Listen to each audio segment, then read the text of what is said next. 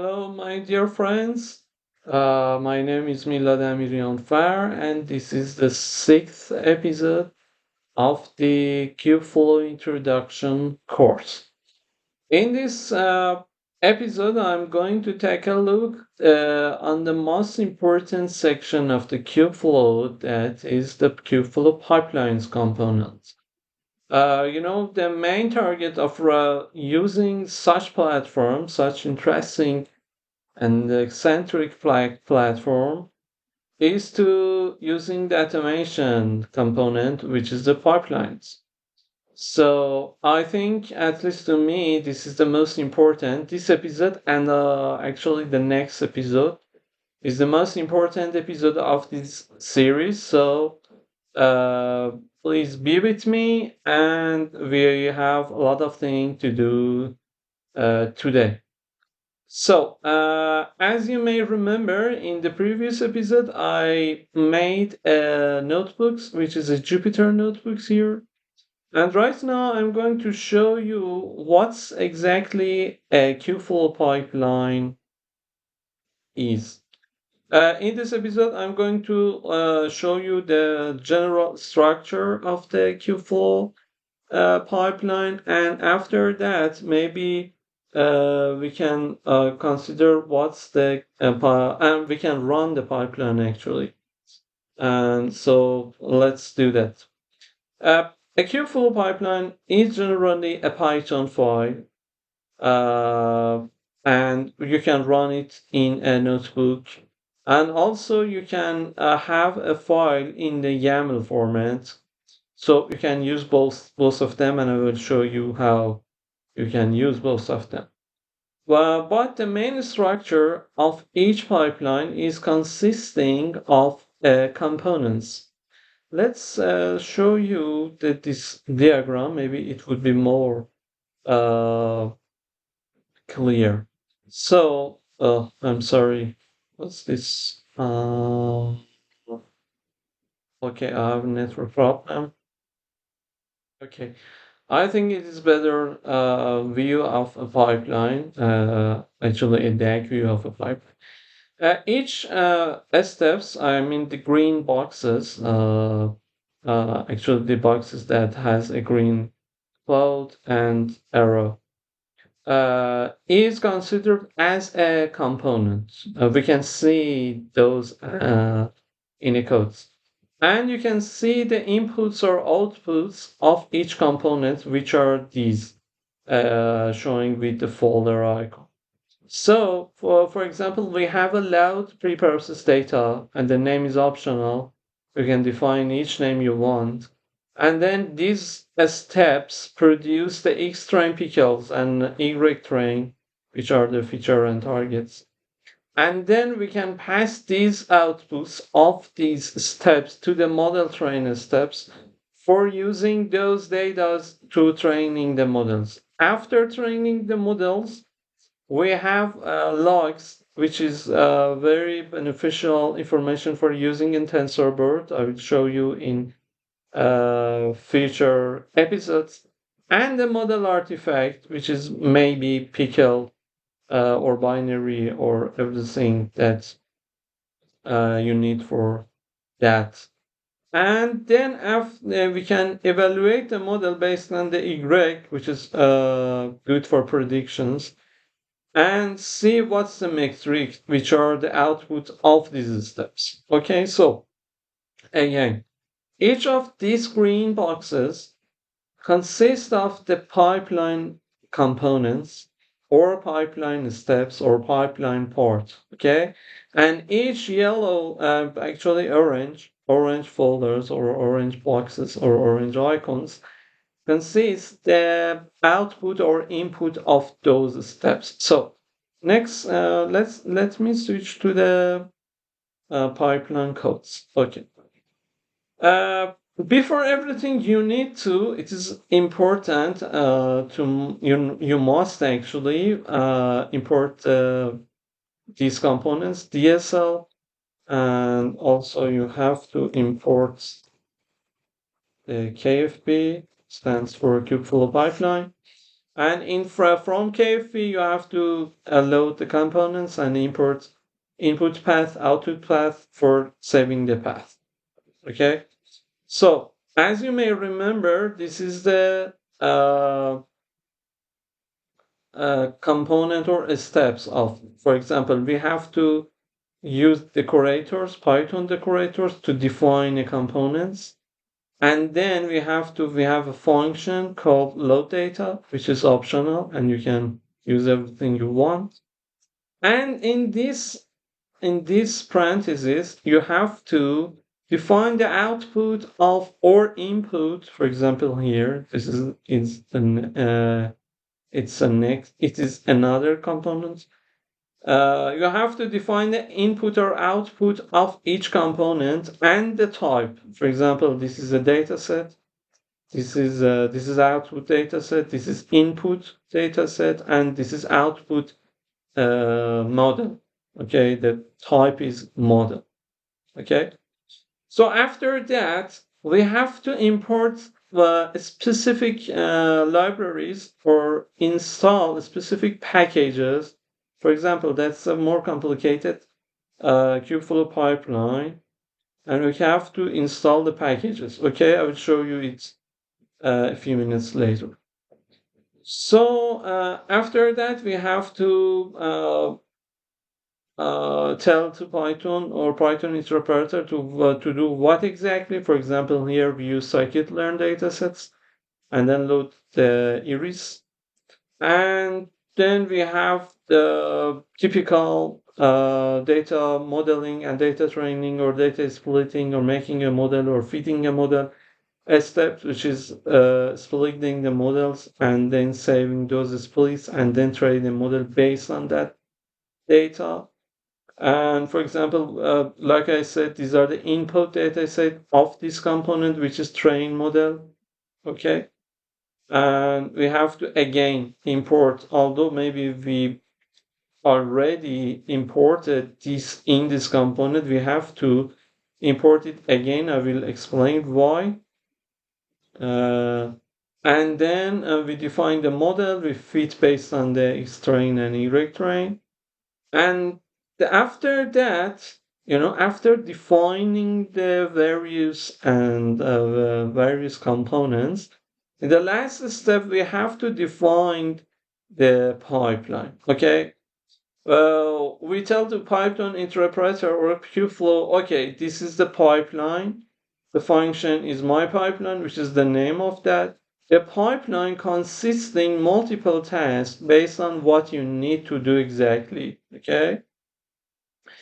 And in each task, you have to use one of those components that you already defined here. Okay. For example, this is load data task and we use the load data, and these steps does not have any input or output. Okay. But as in the next step, which is the training task, and using this function, training model, which is this, okay, we have to load data based on the outputs of the load data. Okay. We are using the outputs of the load data task as an inputs. Okay, these are that's as an inputs data for this Kubeflow component or Kubeflow task. So, what's this? This is something from the last run. So, generally, and from the structure point of view, and from the syntax point of view, this pipeline does not have any problem. But after the running, we have seen that we have problem here. And actually, in this episode, I'm not going to run anything. I want to just show you what's the general structure of each Kubeflow pipeline. In the next episode, we are running a pipeline and see what's the problem here. And we will see actually. Let me show you another more complicated pipeline here, which has more steps or more components or more parts. Okay, as you see, it is a little bit more complicated. And like the other previous pipeline, after running, we have some errors here.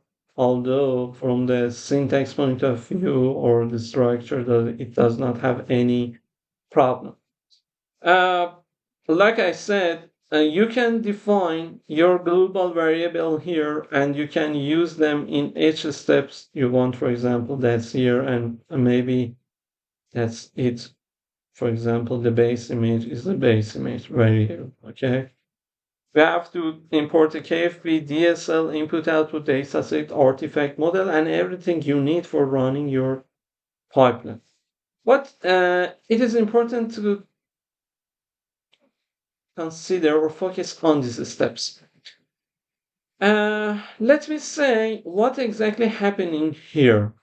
Behind the scene, the Kubeflow for each component will run four separated containers. Okay, and those containers are exactly an isolation environment for running that specific component. Okay, so for running each component, you need to define what is your packages to install. For example, in this component, I need these packages. And if you need those packages again, for example, in another steps, for example, something like pandas, let me, for example, scikit-learn, okay?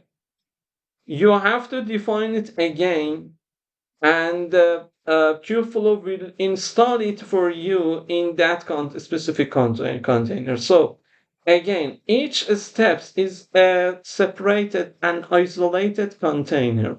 So we need to pass the data between these steps, between the containers. Okay. So using outputs or input do these jobs in a good way for us. Also, we need to define the base image. Okay, for example, in these steps, in this component, I need Python 3.9 base image. Okay, although I have a general base image variable here which is the TensorFlow, but for this specific component, I need this base image and Kubeflow will install it for you on that container that I uh, mentioned before. But for example, in this component, I use the base image variable. Okay. So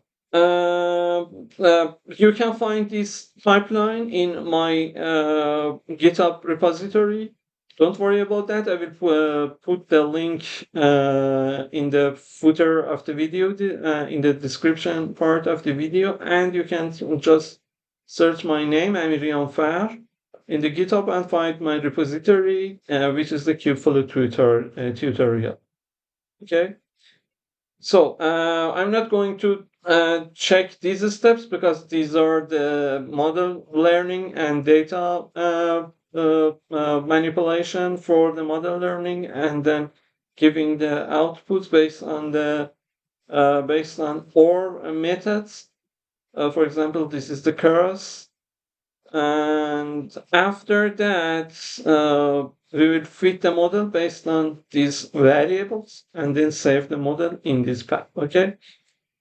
Uh, okay. So in the last component, as I said, we are going, okay, we defined or different or various steps of the component of or UI of our Kubeflow pipelines. And right now we want to say to Kubeflow, okay, start my pipeline. Okay. For example, for this pipeline, we have metadata, the name of the pipeline. Also, we can add description here. And then we have a function and then pass multiple variable, including epochs, for example, and another needed information.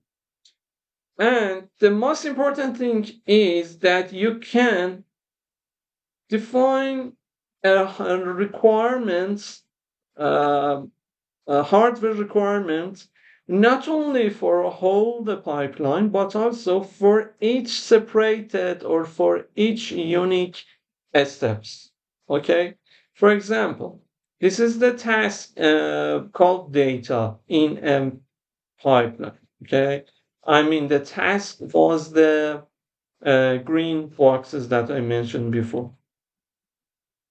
So for load data, I need, for example, 4 gigabyte memory, and I request 4 gigabyte memory, which is the limit and request as we knew previously in a Kubernetes deployments. Also, the limitation of CPU core and the request of CPU core, which is the minimum and maximum number of cores for only these steps. So, if you remember in part one, I said I said the most important and most interesting functionality of the Kubeflow and Kubeflow pipeline is to adjusting the hardware utilization. Okay, so this is the power of the Kubeflow. And in a big organization, for example, in a big company that has at least 1,000 developers teams, the managing the hardware resources and hardware utilization is very important, especially the GPU resources. Okay, and then we can manage those resources easily here, and this is the main power of the Q4. Okay, we will discuss about how to manage GPUs maybe in the advanced course, but it is not in the scope of this course, although. So trust me, you can have a very good domination of the GPUs in Kubeflow. Okay, in next steps, in next task, actually, we have pre-processed data, which is this function. That's, for example. And again, we can say what is the output, what is the input. For example, in this task, we have these inputs, which are the outputs of the data task, which is this. Okay. So, and again, we define the requirements, hardware requirement, and then again. These are the multiple steps of the Kubeflow pipeline. And this is the running steps of each Kubeflow pipeline that we can have. Okay, let me run it and see what happens. We can see we can have no syntax error or something else, but after running this, we can see these errors. Okay, in this episode, I just wanted to show the structural point of view of the Kubeflow pipelines. If you have any question about the Kubeflow pipelines and the structure, please ask me in the comments, and the others can use your our question and answers. In the next episode, I'm going to show you how we can run a Kubeflow pipeline. So stay with me in the next episode, and thank you for joining me in this episode. Bye bye for now.